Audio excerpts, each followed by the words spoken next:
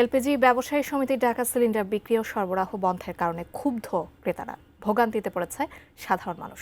বিস্তারিত জানাচ্ছে সাভার থেকে সরাসরি যুক্ত হচ্ছেন কামরুজ্জামান। আমরা দেশের বিভিন্ন প্রান্তে দেখছি যে এই যে সিলিন্ডারের জন্য ব্যাপক ভোগান্তিতে পড়েছেন গ্রাহকেরা।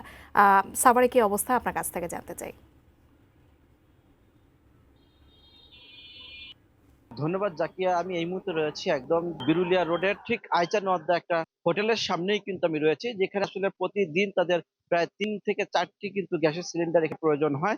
কিন্তু আমরা একটু এখানে এসেছি, আমরা দেখতে পাচ্ছি যে মানুষের যে ভোগান্তি, সেই ভোগান্তির চিত্র কিন্তু আমরা আপনাদের ক্যামেরার মাধ্যমে দেখাতে চাই। যে এটি একটি হোটেল এবং এই হোটেলে প্রতিদিন কিন্তু অনেক বেচা বিক্রি হয় এবং আপনি দেখতে পাচ্ছেন যে গ্যাস না থাকে কিন্তু আপনারা দেখতে পাচ্ছেন যে একদম বন্ধ হয়ে রয়েছে কিন্তু এই বেচাটি। আমরা আপনাদের ক্যামেরার মাধ্যমে একটু দেখাচ্ছি এবং এখানে কিন্তু প্রতিদিনই গ্রিল এবং রুটি এগুলো কিন্তু আসলে বেচা বিক্রি করা হয়। হোটেলে কিন্তু মানুষও নেই এখন।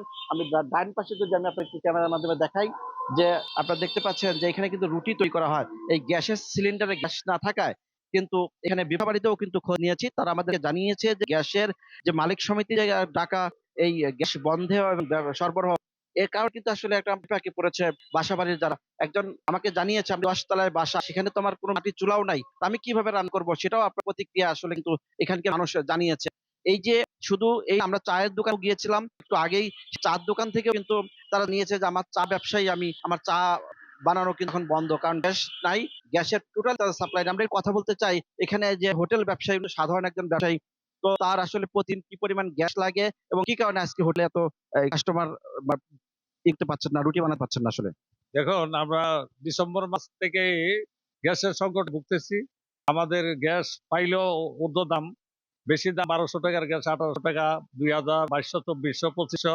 আজকে জানুয়ারি মাসের এই 6-7 তারিখের মধ্যে আমরা এখন আর কোনো গ্যাস পাইতেছি না। আমাদের কর্মচারী নিয়ে আমরা প্রচুর চাপের মোকাবিলায় আছি। আমাদের ঘর ভাড়া দিতে বিল দিতে হয় এবং কর্মচারীর বেতন দিতে হয়।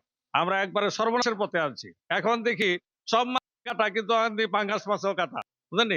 এখন মনে করেন অন্তর্বর্তীকালীন সরকারের সময় এই 20 টাকা আলু 80 টাকা, সেটা আমরা দেখছি। এখন দেখতেছি যে গ্যাসের ভিতরেও সেরকম কিছু ঢুকে গেছে। আমরা কিভাবে বাঁচবো? আমরা বাঁচতে চাই, আমাদের বাঁচার একটা পথ করে দেখ।